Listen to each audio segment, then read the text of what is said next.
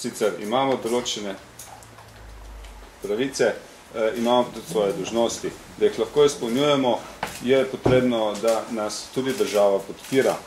V letošnjem letu je nastopil med drugim v veljavo tudi zakon o štipendiranju in njegovi pravilniki. Vendar tukaj še zmeraj zelo dosti nejasnosti. Recimo, leta 2004-2005 je bilo v Sloveniji podeljeno 60.691 štipendij. Leta 2007 jih je bilo podeljeno 54.630, kar pomeni, da je bilo podeljenih 6.061 štipendij manj. Čeprav v času sprejemanja zakonodaje, oziroma zakona, je bilo obljubljenih 10.000 štipendij več. To še ni vse.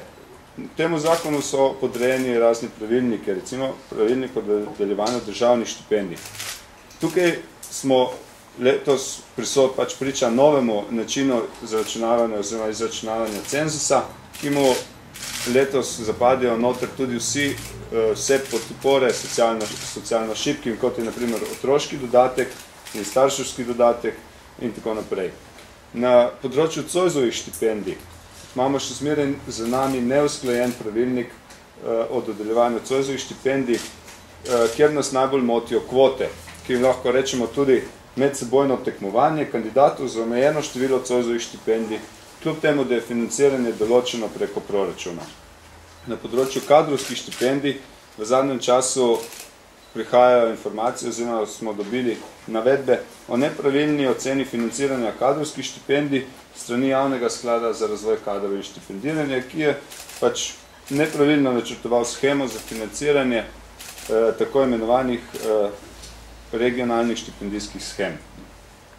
Na tem mestu menimo, da je čas, da se naredi konkretna evalvacija sprememb na področju politike štipendiranja, da je potrebno odpreti zakonodajo za spremembe, kar smo tudi navedli v odprtem pismu, ki smo ga poslali na ministrstvo in v javnost 11. avgusta in v katerem smo navedli vsa področja zelo natančno, ki so potrebna premisleka. In potrebno je tudi generirati nove in boljše rešitve na področju štipendiranja. Štipendiranje ni edini vir dohodka, kot je pred mano že Daniel povedal, imamo tudi študentsko delo, ki je res pomemben socialni korektiv.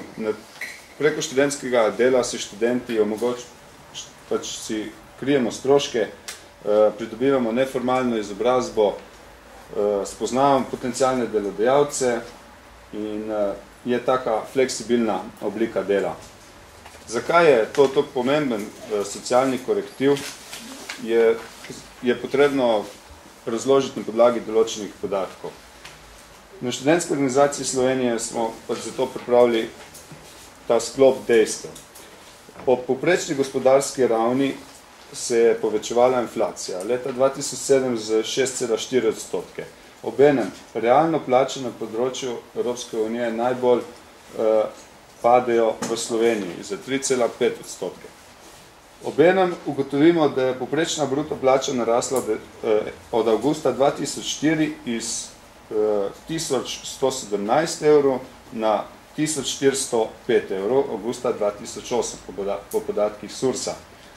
To je zaskrbljujoče.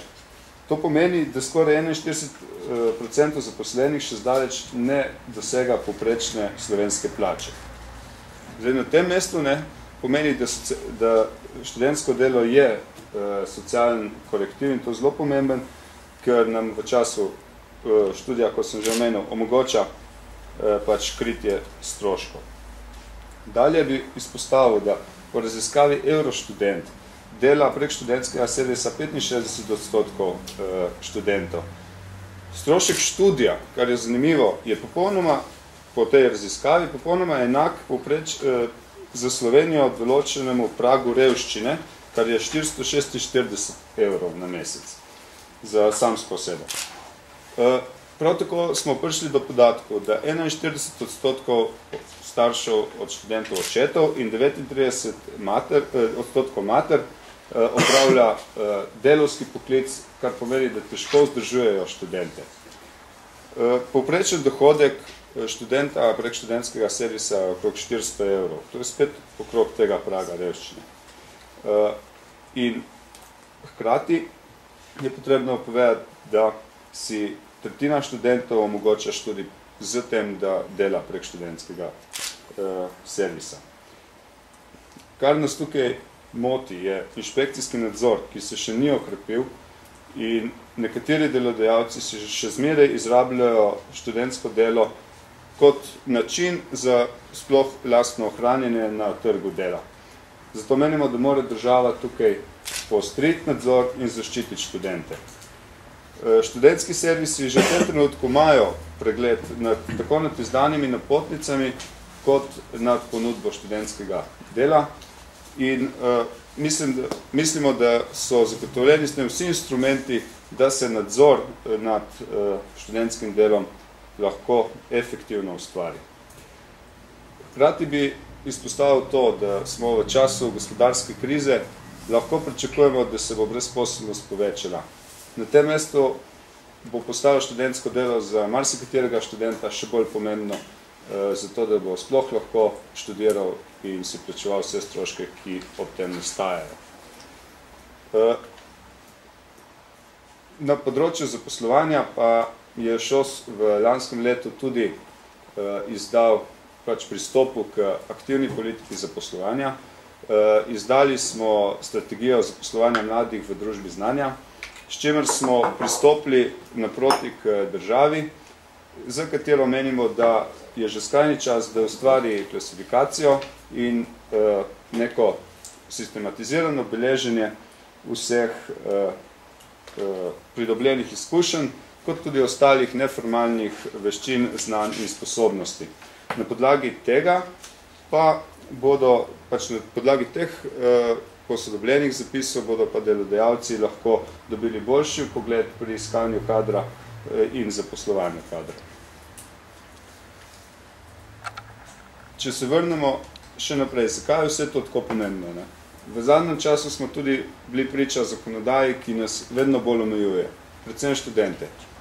Tako dohodninska zakonodaja, ki je grobo posegla v samo študentsko delo z svojimi olajšavami, kot recimo v zadnjem času najbolj aktualen spremembe zakona o zdravstvenem varstvu in zdravstvenem zavarovanju.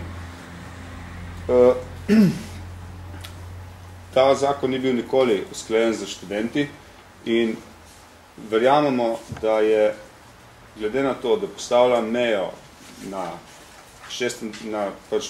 dopolnjeno 26. leto diskriminatoren. Iz tega razloga tudi pripravljamo pobudo za ustavno presojo spornega 12. člena in upamo, da se zakonodaja naknadno spremeni, ker to enostavno ni prav.